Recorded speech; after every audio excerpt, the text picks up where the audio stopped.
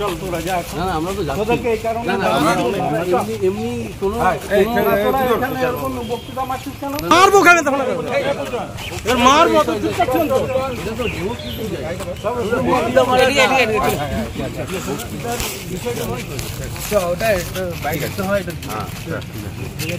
না।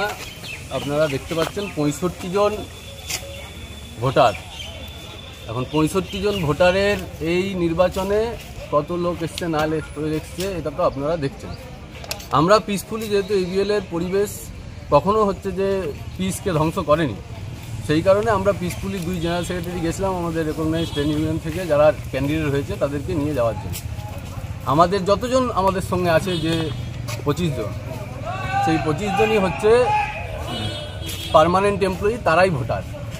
এখন এই পার্মানেন্ট এমপ্লয়ি যারা ভোটার তাদেরকে নিয়েই আমরা এসেছিলাম যে যা ঐতিহ্য গতবার এখানে নির্বাচন হয়েছে আমরা জিতেছিলাম, এই বছরে এই অবস্থা। বহিরাগতরা এসছে, আমরা বহিরাগত এসছে বা হচ্ছে যে ওভারঅল যা আছে আপনারা নিজেরা সাংবাদিক বন্ধুরা যারা আছেন দেখতে পাচ্ছেন। এখন গোটা রাজ্যে এটা চলছে। কি বলছে বহিরাগতরা এসে? কি ওরা এসে বলছে এখানে জায়গা ফাঁকা করে দিতে হবে, আমাদের রানিং এমপ্লয়ি অন ডিউটি ড্রেসে আছে, ফাঁকা করে দিতে হবে। ফাঁকা করে আমরা তো এখানে পিস ধ্বংস করতে আসছি না, এটা তো সম্ভব না। এটাতে ডিএসপি নির্বাচন, মহিলা কোঅপারেটিভ নির্বাচন, রাজ্যের বিভিন্ন কোঅপারেটিভ নির্বাচন কী হচ্ছে এটা আমরা দেখতে পাচ্ছি।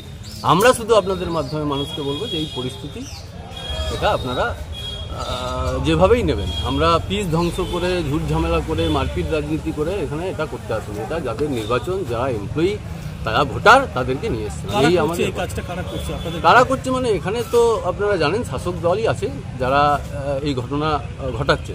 আমরা কোনো রকমভাবে এমন কোনো ঘটনা এখানে ঘটাবো না যাতে হচ্ছে এখানকার এলাকাবাসী এবিএল টাউনশিপের পিস বা এখানে যারা উপস্থিত আছে ওই দলেরও অনেকজন আছে যাদের সঙ্গে কারখানায় কাজ করতে গিয়ে প্রতিদিন আমাদের দেখা হয়। আমরা এমন কোনোদিন চাইবো না যে এমন ঘটনা ঘটুক যাতে আমাদের মধ্যে মারপিট দাঙ্গাদাঙ্গি হোক। কিন্তু আমরা প্রশাসনিক স্তরে যেখানে যেখানে জানানোর দরকার সেই জায়গায় জানিয়ে আমাদের মতো করে যা গণতান্ত্রিক প্রতিবাদ আছে সেটা আমরা করব। নমিনেশনপত্র দাখিল করবেন না? মনোনয়ন দাখিল করার জন্যই তো আমরা এসেছিলাম। আবার কালকে ডেট আছে, আমরা আজকেও নিশ্চিতভাবে এখান থেকে আমরা প্রশাসনের কাছে যাব। তারপরে প্রশাসনের যে জায়গাতে আমাদের কথা বলা আছে আমরা তুলতে পারলেন। না না নমিনেশন টোটাল 15টা সিট আছে। কি বললো নমিনেশন তুলতে যাওয়ার জন্য মানে নমিনেশন তুলতে দেবেই না। যাদের কাছে বাধাপ্রাপ্ত হলেন এরা কি সব এমপ্লয়ি না? সবাই এমপ্লয়ি নয়, যারা এমপ্লয়ি তারা তো আছেই। বাকি এত এমপ্লয়ি হলে তো তাহলে আমাদের দুর্গাপুরের চেহারা পাল্টাতো, যে এত পার্মানেন্ট এমপ্লয়ি যদি থাকতো কোনো কারখানায়। তাহলে আগে মনোনয়ন তুলতে পারেন? মনোনয়ন আজকে তুলতে পারিনি, কিন্তু আমাদের চেষ্টা থাকবে মনোনয়ন তোলার। আমরা আমাদের মতো করে গণতান্ত্রিক পদ্ধতিতে যেখানে যেখানে যা করার। কি নাম? আমার নাম নবারুণ দে। আপনি আমি এবিএল এরই CITU জেনারেল সেক্রেটারি, এবিএল এরই ভ্রান্ত কথাবার্তা।